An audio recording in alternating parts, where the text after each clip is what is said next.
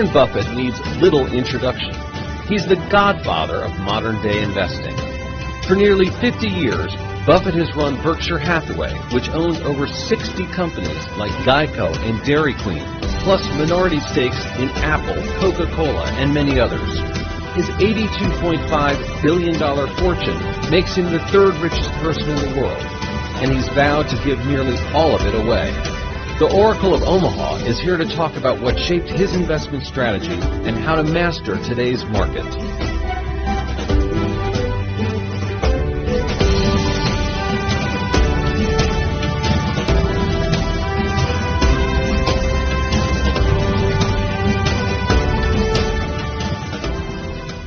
I'm Andy Serwer. Welcome to a special edition of Influencers from Omaha, Nebraska. It's my pleasure to welcome Berkshire Hathaway CEO Warren Buffett. Warren, welcome. Thanks for coming.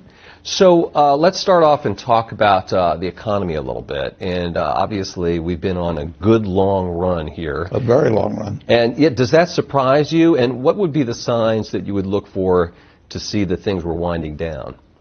Well, I look at a lot of figures just in connection with our businesses. I like to get numbers, so I'm getting reports in weekly in some businesses. But that doesn't tell me what the economy is going to do 6 months from now or 3 months from now. It tells me what's going on now with our businesses, and it really doesn't make any difference in what I do today in terms of buying stocks or buying businesses. What those numbers tell me, they're interesting, but they're not guides to me. If we buy a business, we're going to hold it forever. So we're going to have good years, bad years, in between years, maybe a disastrous year some year. And we care a lot about the price. We do not care about the next 12 months. But are you surprised at how long this economy has been expanding? I've been surprised by all kinds of things in the last 10 years about the economy. I mean, I don't think there was any economist I've ever read that talked about negative interest rates for long periods of time. I mean, if you go back and read Keynes or you read Samuelson, you read any of them, they do not get into a negative rate environment. I think now there's still 11 trillion that's of government debt around the world that's at a negative rate. So we've never seen it before, and we've never seen, at least the conventional wisdom on a sustained period of long and growing deficits while the economy is getting better, extremely low interest rates, and really very little inflation. So something different is happening, but something different happens all the time. So, and that's one reason economic predictions just don't enter into our decisions. Charlie Munger, my partner, and I, in 54 years now, we've never made a decision based on an economic prediction. We make business predictions about what individual businesses will do over time, and we compare that to what we have to pay for them. But we have never said yes to something because we thought the economy was going to do well in the next year or 2 years, and we've never said no to anything because we were right in the middle of a panic, even if the price was right. All right, so you don't pay much attention to the dismal scientists then, I guess. Well, I pay none in the sense of as a guideline to doing anything. It's entertainment. I mean, it's like going to a variety show or something like that. But and I just don't know of any economist that actually has bought businesses successfully or done well in stocks. Paul Samuelson did. You may know he was a big shareholder of Berkshire, but it's they make guesses, and there's so many variables. I mean, in the hard sciences, you know that if an apple falls from a tree, that it isn't going to change over the centuries because of anything or political developments or 400 other variables that go in. But when you get into economics, there's so many variables, and the truth is, you've got to expect good times and bad times in business. And if you were to buy an auto dealership and you're, wherever you live locally, or a McDonald's franchise or anything like that, you wouldn't try and time the purchase. You'd try and make the right purchase at the right price, and you want to be sure you got a good business. But you wouldn't say, I'm going to buy it because growth this year is going to be 3% instead of 2.8% or something of the sort. Fair enough. You have over $100 billion of cash. Berkshire does that. Berkshire. No, well, I'm going to see how much you got. Maybe you do. Berkshire has over $100 billion in cash, and you say that you always want this company to be a fortress. So how much cash should an ordinary investor have on a percentage basis, do you think? It depends on their personal situation. If you're working in something where you're living off your paycheck from week to week, you want to have a little cash around, and you certainly don't want to have a credit card that's maxed out or anything like that. But if your house is paid off, if you don't have big living expenses, you got a portfolio of decent, diversified businesses, you don't really need any cash. So you can be more cash-free than Berkshire is? Yeah, I've got responsibility. We've got insurance claims. We could have hurricanes that, would happen. All kinds of things where we might have to pay out billions of dollars. And I've got over 1 million people that own shares that are counting on me to run the place so we get through periods like that. But if I were retired, I had say $1 million portfolio of stocks that was paying me $30,000 a year in dividends or something of the sort, and my children were growing, the house was paid off and everything. But, I wouldn't worry too much about having a lot of cash around. Let's talk a little bit about Apple. Everyone always wants to talk about Apple, right? It's kind of the it stock, it company. You have a $45 billion stake, more or less. How closely do you follow the company? People are concerned they haven't really introduced any new products. Well, if you have to closely follow a company, you shouldn't own it. Really? No. If you buy a business, if you buy a farm, you go up and look, every couple of weeks to see how far the corn is up, and you worry too much about whether somebody says this is going to be a year of low prices because exports are being affected or anything like that. You buy a farm and you hold it for. I've got one farm that I bought in the 1980s, and my son runs it, but I've been there once. It doesn't grow faster if I go and stare at it. I can't cheer for it. More effort, or something like that. And I know there's going to be some years when prices are going to be good, and some when the prices aren't going to be good. I know there's years when yields will be better than others. But I bought the farm, and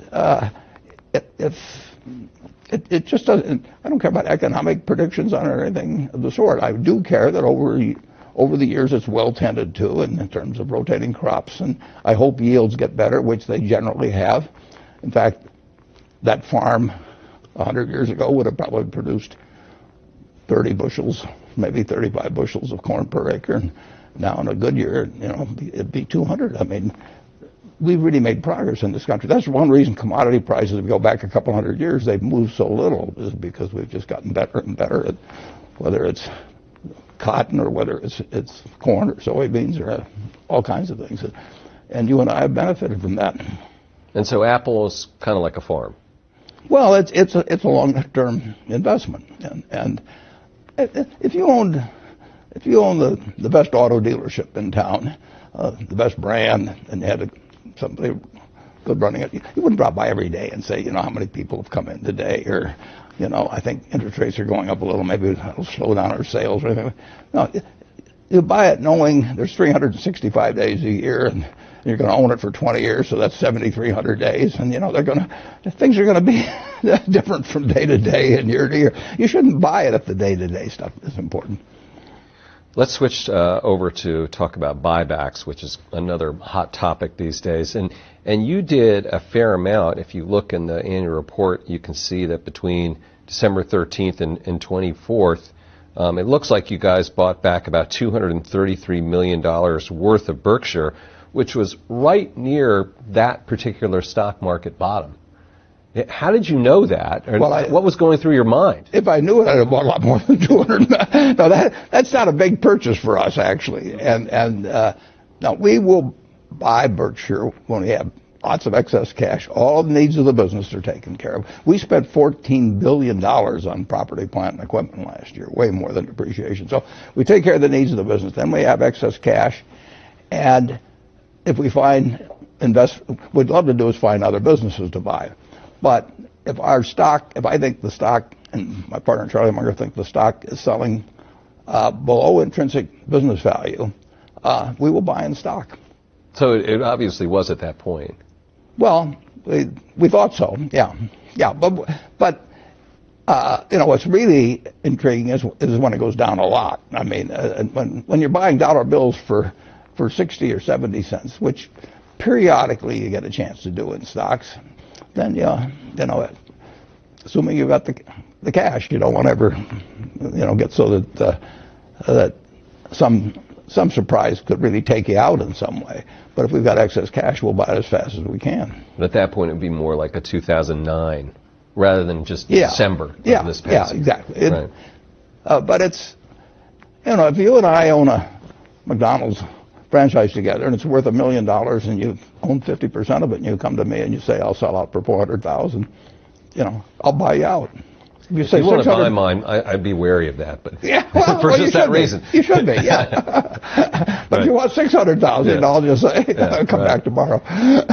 So just continuing about buybacks, Senator Schumer and Sanders want the government to weigh in to sort of legislate when companies can do buybacks. And then also there was a report recently about executives doing insider trading, it appears, around the times of buybacks. So are buybacks a kind of a problem? Well, you'll have some people that misbehave in respect to any activity. I mean, so it really wouldn't have much to do with buybacks. I think buybacks, the degree to which they've been part of nefarious activity, and I've observed them for a lot of years, are very close to zero. But that just may be that there aren't enough opportunities.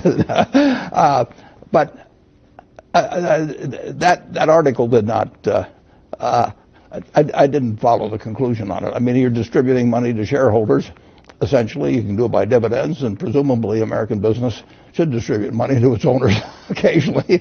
And we do it through buybacks, or we've done some, and we don't do it through dividends.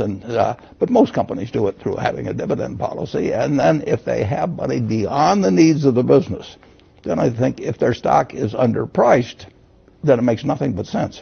Should the government tell companies when to do it, or at least mandate conditions where they can?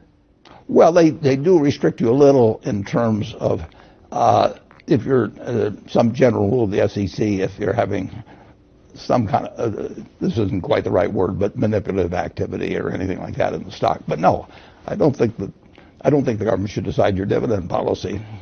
I don't even think they should direct your capital investments. They can make it enticing to make certain kinds of capital investments, which they do with renewable energy, for example. I mean, the government has interest in fostering certain developments in this country over time, and they do. There used to be a special oil depletion allowance, 50 years ago and so on. That was more politics than it was governmental policy, but certainly renewables are a prime example of that.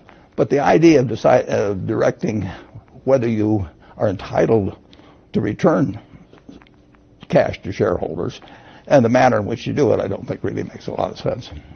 The 2020 election is going to be upon us before we know it. And I know that you had some nice things to say about Mike Bloomberg, but it appears he is not going to be running now. Yeah, it's hard to win with just a billionaire vote. You have your vote and a few others. That's funny. But I admire him enormously. I wish he had run. I want to be very clear on that. President Trump was a business executive. So 2 questions. Is a business executive the right kind of person to be president?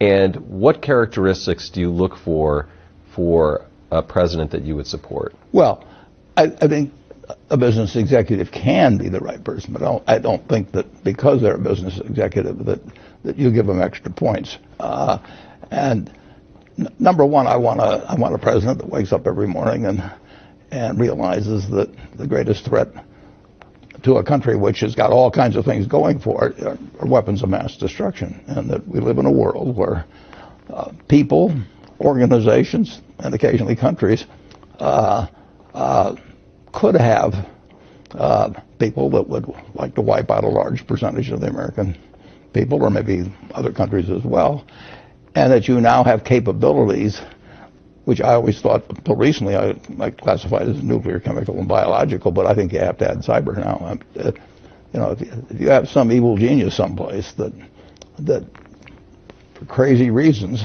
just like happened with anthrax back. Who knows what motivates somebody that starts sending anthrax out in the letters.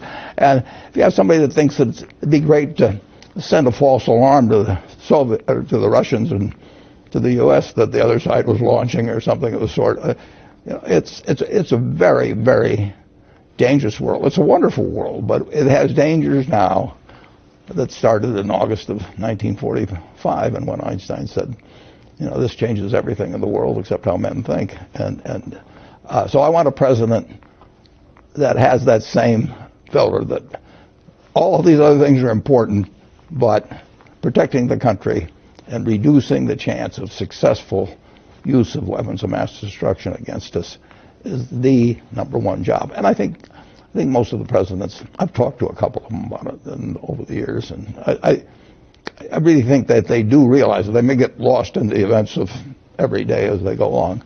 And then beyond that, I want a president that has two objectives with the economy. One is to make sure that this marvelous goose we have keeps laying more golden eggs. And then I want a president that also feels that if GDP is $60,000 per capita in the United States, that nobody should get left behind. We've got a market system that works marvelously in turning out more goods and services, better ones, year after year. Done it all through my life. Would you ever talk to a candidate and say, hey, what do you think about these three things?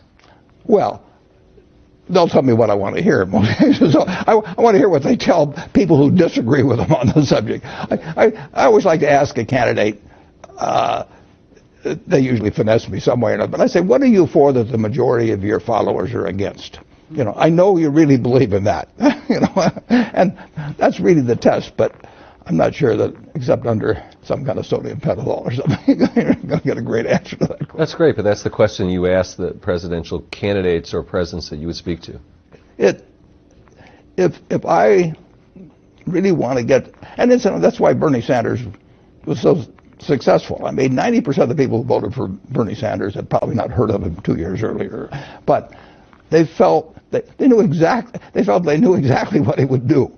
I mean, they felt he was authentic. And if you asked him, what he was for that most people might be against, he would tell you, A few questions about Kraft Heinz. Was that a mistake? Well, we'll find out over time. But we did pay too much, in my view, for Kraft. We didn't pay too much for Heinz. So when we started out, it was originally a non-public partnership between us, but we did pay too much, in my view, for Kraft. And there's not much you can do about things if you pay too much. Secondly, there's always been a struggle between the retailer and brands. I mean, if I've got a terribly weak brand and I want to get into Walmart, I'm not going to be able to do it. I mean, I have to offer all kinds of crazy concessions, and I want to be in Walmart if I have some sort of consumer packaged goods. The negotiation is way different if you have something essential versus non-essential.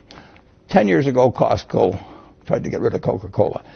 Costco's got terrific loyalty among customers, and their own Kirkland brand is a $39 billion brand now, and it moved from category to category, and they only started in 1992. So they know brands, but in the end, they put Coca-Cola back in. If it had been Royal Crown Cola, they wouldn't have had to put it back in. So there's always that struggle between the brands. I mean, and there always will be. But the retailers, net, it has been moving in their direction, particularly, I think, because of the Amazon revolution. First Walmart, and then... Walmart. Right, and then Walmart, Amazon. yeah. But it's been accentuated, I think. We have a new retailing environment now. I mean, it isn't like it goes from night to day, but it moves somewhat. And brands that people have spent billions of dollars developing and sponsoring TV shows or sponsoring radio shows in the old days. I mean, Campbell Soup was always on there with Jack Benny or something, when I was a kid, and it was big. And it built brands, and people obviously like the product too. But people are more willing to change, and it's harder. It's a somewhat different world than what it is. Night and day. I mean, you are very unlikely to keep changing brands every day. But it really surprised me that Gillette lost position. I mean, men don't like to experiment much. Women are better experimenting. But you know, when you were a kid, the Gillette cavalcade of sports was your pal and brought you the Rose Bowl and, you know, the World Series and all that sort of thing. You just shave with Gillette the rest of your life, and you still do to a great degree. But it's not exactly the same as it was even 5 years ago or so when we bought Kraft. You mentioned Amazon as a game changer, and I have to ask you, you haven't bought the stock. You're an admirer of Jeff Bezos. A listing of the richest people in America came out. He's number one. I think your friend Bill Gates is number two. You're number three. So you can see what he's done in myriad ways. Yeah. And, of course, the question is, how come you haven't bought Amazon? Is there still time to buy it? Would you still buy it? Oh, I always admired Jeff. I mean, I met him 20 years ago or so, and I thought he was something special, but I didn't realize you could go from books to what's happened there. No, I mean, he had a vision and executed it in an incredible way, something that it would not have, you know, but there's a lot of games I miss. I would have missed Microsoft even if I got into no Bill earlier or something. Those just aren't my games. I don't worry about the things that I miss that are outside my circle of competence of evaluating. I have missed things that were within my circle, and that's a terrible mistake. Those are my biggest mistakes. You haven't seen them, but I don't. It's not a mistake because I miss Netscape or something like that at all. I would say that maybe 5% of the companies or 10% of the companies at most are within an area of my circle of competence. There's something I should be able to understand. All right. Well, let me switch gears then and ask you about leverage a little bit. And corporate debt, people are concerned about. People are concerned about federal debt at $22 trillion. Should we reduce, let's just say, the federal debt, and how would we do that? Well, if you're running a deficit getting close to 5% when things are really good, you know, that's a new world. And neither the Republicans or Democrats are particularly concerned about it. And we're not having a lot of inflation. That wasn't supposed to happen, you know, but it's happening. That's why I say you don't want to get hung up on trying to make economic analysis because, you know, nobody's any good at it. You don't get rich doing that. If you look at, you mentioned that Forbes list, if you get on the list, the number of people have done that by economic analysis, I think you're just about zilch on there. Okay, fair enough.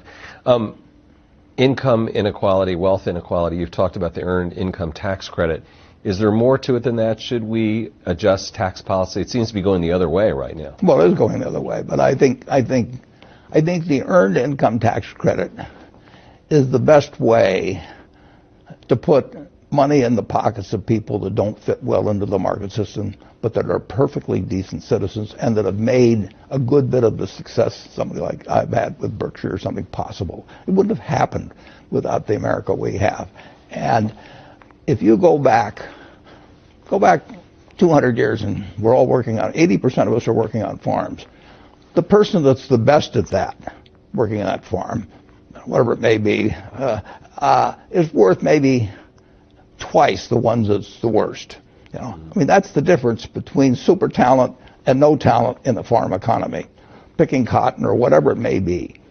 Now, if you're the best middleweight fighter in the world, you know, you may get $20 or $30 million, and if you are just a good citizen, raise nice kids, help in the neighborhood and everything else, but you don't have market-related skills, you'd be good on that farm still, and you would be earning something comparable to most of the people around you. But you don't have something now that, as it gets more and more specialized, and it's going to continue to get more specialized, you want two things for that person. You want them to have a decent life. I mean, they live in a country with 60,000 of GDP per person. You want them to have a decent life, and they can. I also think you want them to have a feeling of accomplishment. So you want them to have a job, assuming that they're not handicapped in some way. You want them to have a job, but the minimum wage would be one way to say, well, we'll make sure that they have enough money in their pocket. But that's got a lot of effects in disturbing the market system. They just need more cash. They don't need a higher wage. They need more cash in their pocket. And the government, at a relatively low cost, can provide a decent living for anybody that's working 40 hours a week and has a couple of children. And we've gone in that direction, and it's sort of bipartisan. I mean, you find both Republicans and Democrats for it.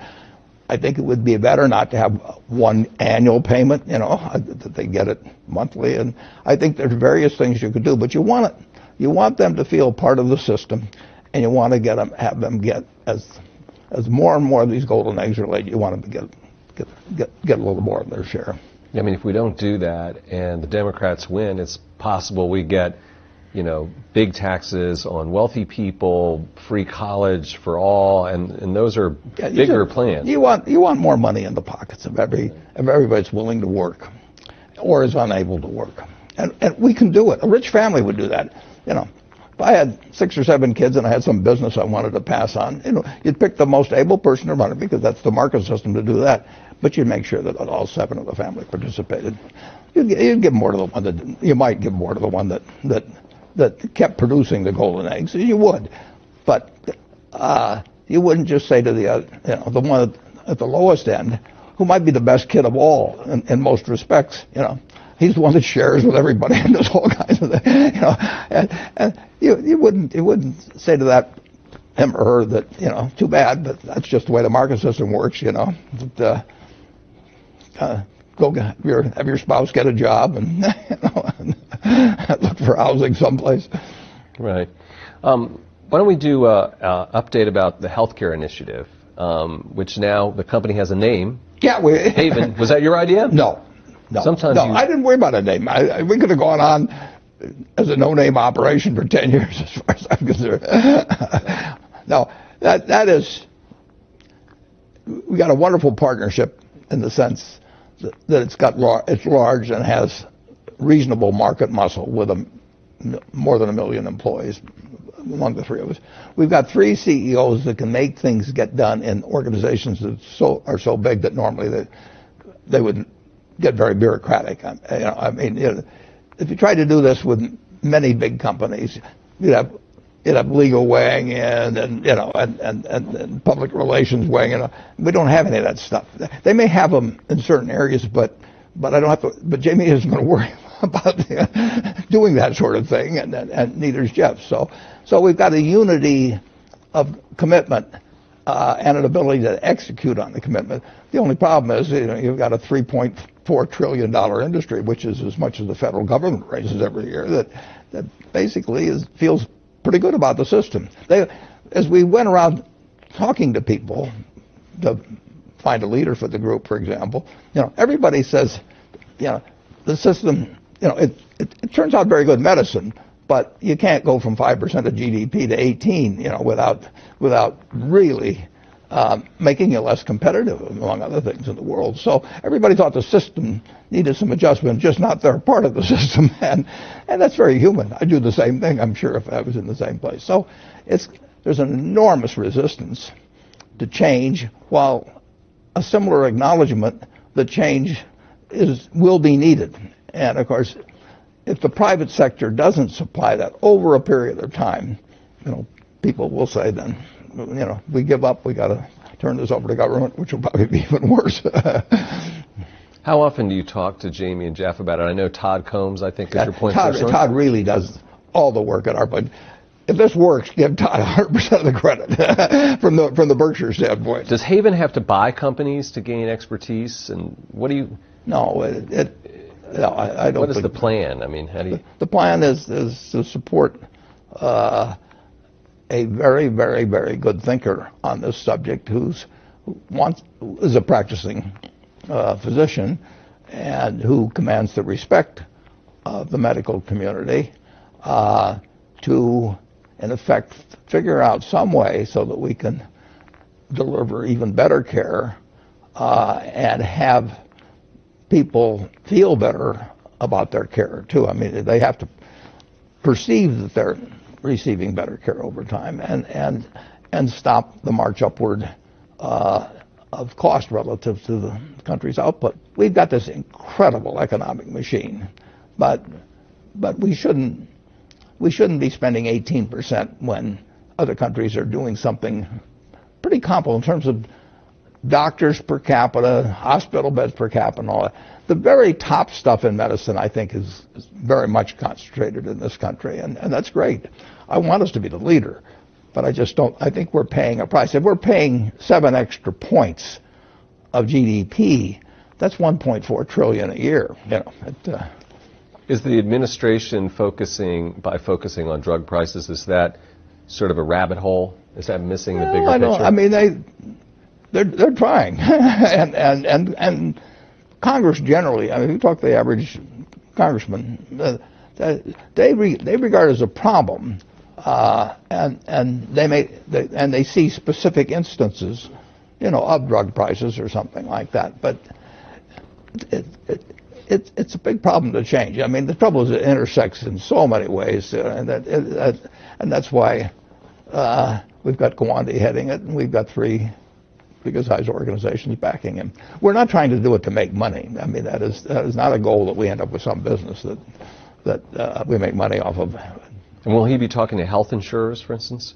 Well, he'll be talking to everybody, but it is his game plan is not something we're going to try and lay out because it's in his head to some degree. I mean, obviously we selected him by hearing and reading and so on what he's done, but he'll learn as we go. We will conduct certain experiments, or he will, and try out a community where one of us has a lot of employees, maybe, and there's various ways to experiment. Shifting gears, where do you find things like that Abe Lincoln tail and leg quotes? I mean, do you read Bartlett's book of quotations? No, I don't read but probably 50 years ago I looked at a few Bartlett's quotations, but I read a lot. And you just remember these things and apply them? Well, if you're 88 years old, I mean, you ought to remember something. Oh, you don't remember what happened yesterday, but you remember the old stuff. You've got a lot of interesting quotations in your head, Yeah, not like you do. I think that's great. Okay, so one company you invested in was GE. Yeah, and you did well with that investment. And yeah, I was too early actually. If you look back, I was very active in the last half of September and early October, and then I wrote that article in later October, and I knew it was going to get bad. I wrote in the article it was going to get bad, but I didn't think the stock market would react as much as it did between then and March. So I had more or less used up our powder well before the bottom was hit. That's interesting. How have you avoided not getting back into GE more recently? I mean, I'm sure that they've reached out to you. Everyone says, why doesn't Warren Buffett invest in GE and save it and take it to the promised land? It's this great American company. Well, actually, I think Larry actually is doing a good job. Larry Culp. Danaher, yeah, Larry Culp. But Danaher is a good sale, and I think his priorities are straight, and I think he's a very able guy, and he's on the right track. And I'm a fan of GE's in the sense that we're a big buyer from them, we're a big seller to them. I've known the managers. I mean, Jack Welch is a very good friend of mine, and we don't agree on politics 100%, but we have a lot of fun together, and I love the guy. So I've got a great desire for GE to do well. It just hasn't looked that attractive to me. Right. You talked about the groves of trees in the letters shareholder. One was the third grove, which was sort of the in-between stakes. The equity interest. Yeah. Is it the case that those are sort of not the healthiest grove of trees? And why would that be? No, those Pilot Flying J is very. They're companies that under GAAP accounting we have to record under an equity method. We own more than 20%, but we don't control them, and so it's treated under GAAP accounting as a special category, and